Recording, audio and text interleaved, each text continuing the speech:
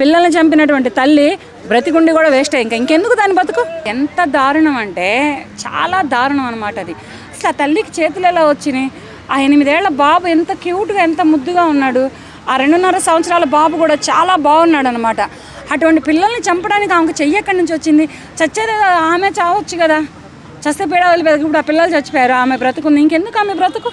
ఆమె రేపటి రోజునైనా చచ్చిపోవడమే. మరి ఆ భర్త ఉన్నాడా, లేకపోతే అమ్మాయికి అమ్మా నాన్నలు ఉన్నారా, లేకపోతే ఈ అమ్మాయికి అత్తమామలు ఉన్నారా? వీళ్ళుంటే వీళ్ళు ఎక్కడికి వెళ్ళిపోయారు?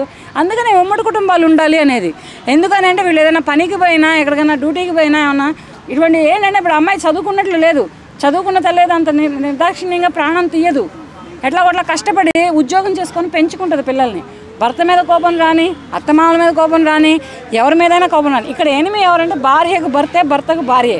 వీళ్ళిద్దరే ఎనిమిస్ ఉంటారు. పెళ్ళై పిల్లలు పుడితే తర్వాత ఏమీ ఉండరు. తల్లిదండ్రులు ఉండరు, అత్తమామలు ఉండరు, ఎవరు ఉండరు. అత్తమామలు ఉంటే మొగుడు పిల్లల్ని తీసుకొని పక్కకి వెళ్ళిపోయి బ్రతికిద్ది.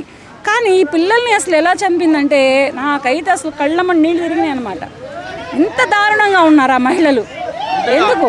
తల్లి చంపడానికి కూడా కొద్దిగా ఆర్థిక కారణాలు, ఆ పిల్లల్ని పెంచలేనన్న మూమెంట్ కనపడింది. కష్టపడు, కప్పులు కడుగు, 500 ఇస్తున్నారు. ఎక్కడికి పోయినా కానీ 500 రూపాయలు ఇస్తున్నారు. 500 రూపాయలు ఇస్తున్నారు. ఎక్కడ హోటల్లో కప్పులు కడిగితే వాళ్ళ ముగ్గురికి ఫుడ్ పెట్టి 500 రూపాయలు కూలిస్తారు. బాచిపల్లిలో అంటే కొంచెం రెంట్లు తక్కువే ఉంటాయి. చాలా చాలా చిన్న చిన్న ఇవి ఉన్నాయి, కుటీరాలు ఉన్నాయి.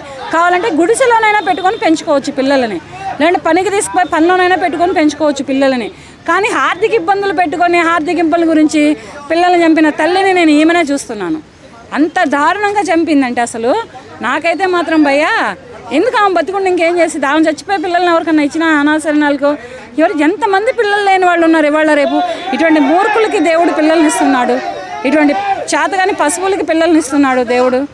కనుక ఏంటంటే ఇటువంటి వాళ్ళని పిల్లల్ని హెడాప్ చేసుకునే వాళ్ళు చాలామంది ఉన్నారు. వాళ్ళకి ఇవ్వచ్చు కదా. పిల్లలు లేక ఎంతోమంది సంతాన సాఫల్యాలు చుట్టూ తిరుగుతున్నారు, లక్షలు పోస్తున్నారు. అక్కడ ఇవ్వచ్చు కదా, వాళ్ళకి ఇచ్చేసేయచ్చు కదా. శుభ్రంగా ఇదే ఉన్న రైలు కానీ తలకాయ పెట్టి చచ్చిపోయినా బాగుంటుండే. ఆమె తీసుకుపోయారు, హాస్పిటల్లో పడేశారు. అది చావడం మేలు నన్ను అడిగితే. అటువంటి పిల్లల్ని చంపినటువంటి తల్లి బ్రతికుండి కూడా వేస్టే. ఇంకెందుకు దాని బతుకు? లేకపోతే ఆ పిల్లలు అడ్డమైపోయారని చంపిందా? కానీ ఇటువంటి చిన్న పిల్లలు ఏమీ చేయలేని అమాయకులు. వీళ్ళకి స్కూల్ తప్ప, అమ్మ నాన్న పెట్టి అన్నం తప్ప, ఏదైనా వీడియో గేమ్స్ తప్ప, టీవీలో కార్టూన్స్ తప్ప ఇంతకు మించి ఇంకేమీ తెలియదు వీళ్ళకి. తెలియనటువంటి పసి వాళ్ళని చంపుతున్నారంటే వీళ్ళని ఏమనాలి? ఆర్థిక ఇబ్బందులు అయితే సత్య పని లేదు బ్రో, చావాల్సిన అవసరం లేదు. చక్కగా ఎక్కడ ఏ కప్పులు కడిగినా, ఏ గంటలు కడిగినా, ఏ మోరీలు కడిగినా, ఏ స్పూన్లు గ్లాసులు కడిగినా 500 రూపాయలు కూలిస్తున్నారు, అన్నం పెడుతున్నారు హోటల్స్లో. అట్ట అయినా పెంచుకునేటువంటి బాచపల్లిలో అటువంటి అవకాశాలు చాలా ఉన్నాయి. ఏం చెప్పేదే ఉంది? ఇంకా ఆ తల్లి వేస్ట్. ఆ తల్లి బతికుండి కూడా వేస్టే. ఆమె బయటకు వచ్చినా చచ్చిపోవడమే, లోపల ఉన్నా చచ్చిపోవడమే, ఎట్లా ఉన్నా చచ్చిపోవడమే. ఆమె బ్రతికి వేస్ట్ ఆ తల్లి.